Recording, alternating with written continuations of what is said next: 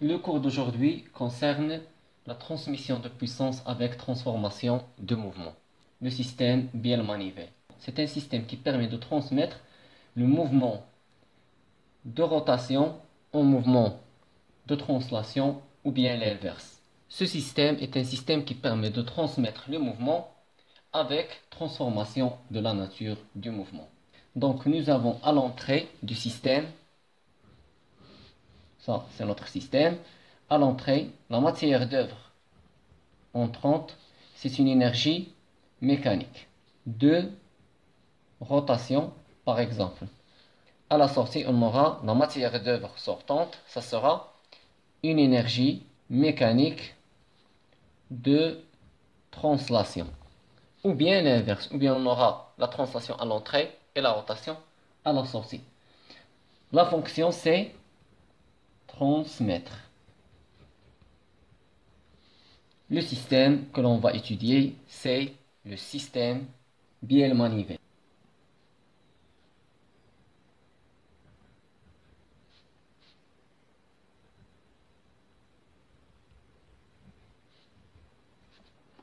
Donc le système est le suivant. On effectue une rotation à l'entrée, ça c'est l'arbre de l'entrée, et on obtient une translation du piston à la sortie. Si on le voit de ce côté, donc on aura ce mouvement. C'est le même système qui est utilisé pour les compresseurs et pour les moteurs thermiques. Il est constitué d'une manivelle, d'une bielle et d'un piston et d'un cylindre. On remarque que pour la manivelle, elle a deux axes. Ces deux axes, ils sont différents. On va maintenant démonter ce système. Donc on va faire sortir maintenant l'axe du piston. Donc ça c'est l'axe du piston.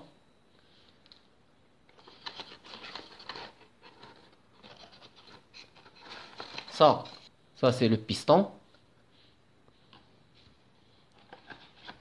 Ça c'est la bielle.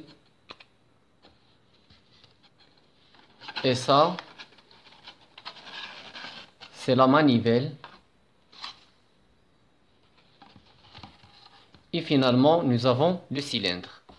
Ça, c'est le cylindre. Donc, c'est le système biel-manivelle que l'on va étudier. Pour la manivelle, premièrement, on remarque qu'elle a deux axes. Ils sont excentriques, c'est-à-dire qu'ils n'ont pas le même centre. C'est comme les pédales d'une bicyclette. Pour les noms des pièces, ça, c'est l'axe du piston, la bielle, le piston, le cylindre, la manivelle. L'axe du piston, la bielle, le piston, le cylindre, la manivelle. Les termes généraux et les termes particuliers utilisés pour les moteurs et les compresseurs. Donc, les termes généraux. Premièrement, nous avons vu la manivelle. La manivelle pour les moteurs et les compresseurs, on va l'appeler vilebrequin.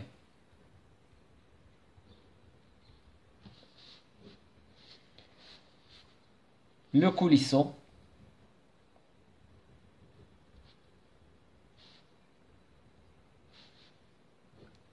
Pour les moteurs et les compresseurs, on va l'appeler piston. La bielle. Pour les moteurs et les compresseurs, on va l'appeler toujours la bielle. Et la glissière.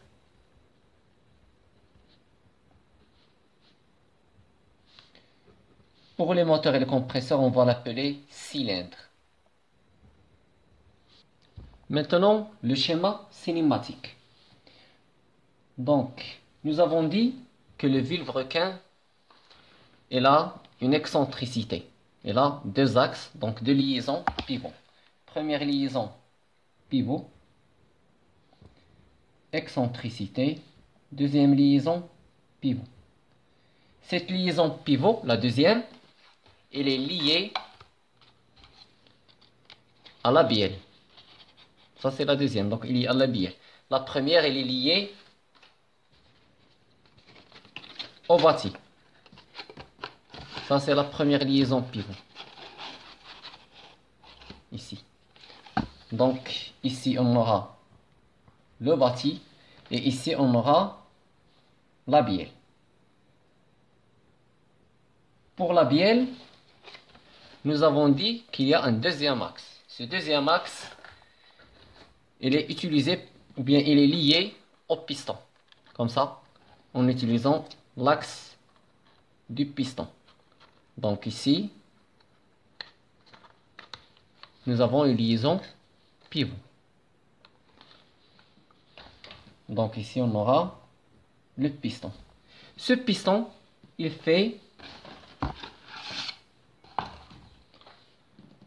glisse à l'intérieur du cylindre. Il peut glisser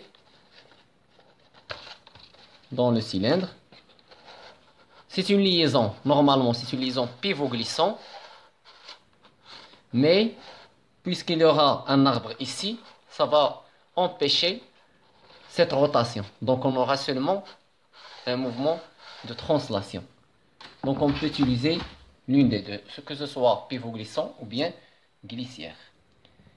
Et on représente ici le cylindre. Le cylindre, il est lié au bâti. Ça, c'est le bâti. Donc, on va mettre ici une liaison au bâti. Ça, la manivelle, c'est la pièce numéro 1. Ça, c'est la pièce numéro 2, la bielle. Le piston, numéro 3. Le cylindre, c'est numéro 4. Ça, c'est une représentation, on ne peut pas dire qu'elle est normalisée, puisqu'on a ici la glissière, on ne l'a pas représentée d'une manière normalisée. Donc, si on regarde le système du côté, on va obtenir le schéma cinématique suivant.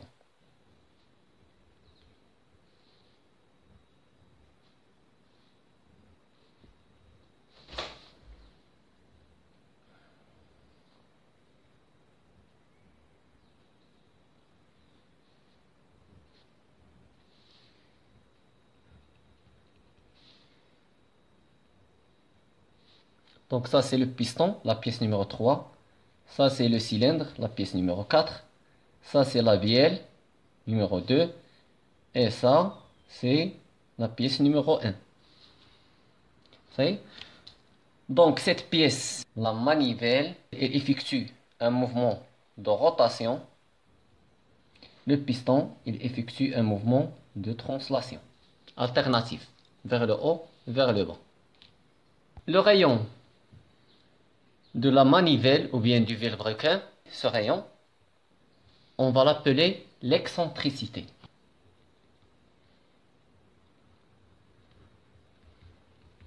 Excentricité, c'est la distance entre deux centres. Donc l'excentricité E est égale au rayon de la manivelle. Donc elle est égale à cette distance entre ces deux axes. Ça, c'est R égale à E. Donc, c'est la distance entre les centres de ces deux axes. Entre le centre de cet axe et le centre de cet axe.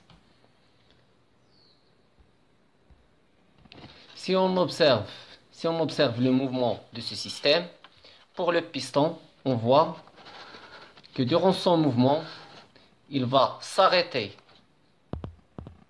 en bas pour retourner vers le haut. Donc ce point, on va l'appeler point mort bas. Et il y a un autre point en haut dans lequel le piston va s'arrêter pour se déplacer vers le bas. On va l'appeler point mort haut parce que le système, normalement, doit être tenu de cette manière, verticalement.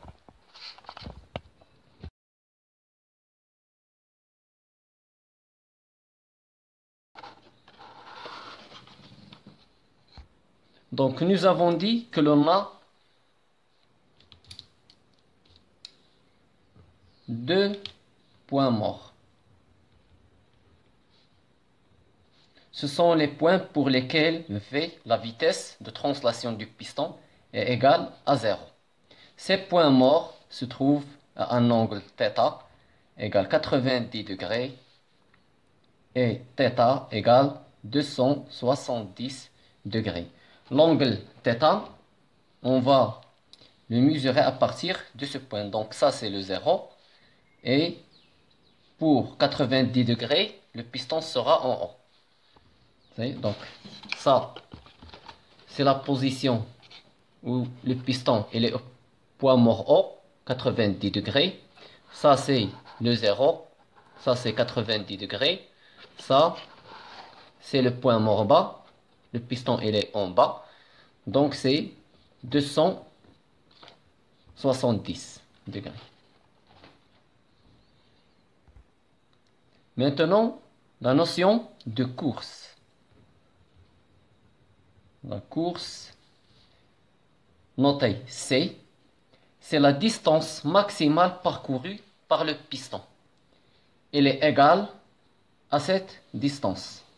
Donc à 2 fois le rayon au diamètre de ce cercle. Donc C égale 2 fois l'excentricité égale 2 fois R. La relation entre la position du piston, la position de ce piston, si on note la position du piston, on va la noter X, suivant cet axe. Ça c'est l'axe suivant lequel se fait la translation. Si on note cette position X, on peut la retrouver grâce à la formule suivante. X égale R facteur sinus de θ. θ, c'est l'angle de la manivelle. On a dit, ça c'est θ. C'est pourquoi on avait dit, le point mort se trouve à 90 degrés. Donc sinus de θ plus la racine carrée de lambda au carré moins cos carré de θ. Avec lambda, c'est la longueur de la bielle, L de la bielle, divisé par le rayon de la manivelle, égale L sur R. Et c'est tout pour le système bielle-manivelle. Cette relation, si vous voulez la démonstration, vous allez la trouver dans le document du cours en bas, dans les fichiers attachés à cette vidéo.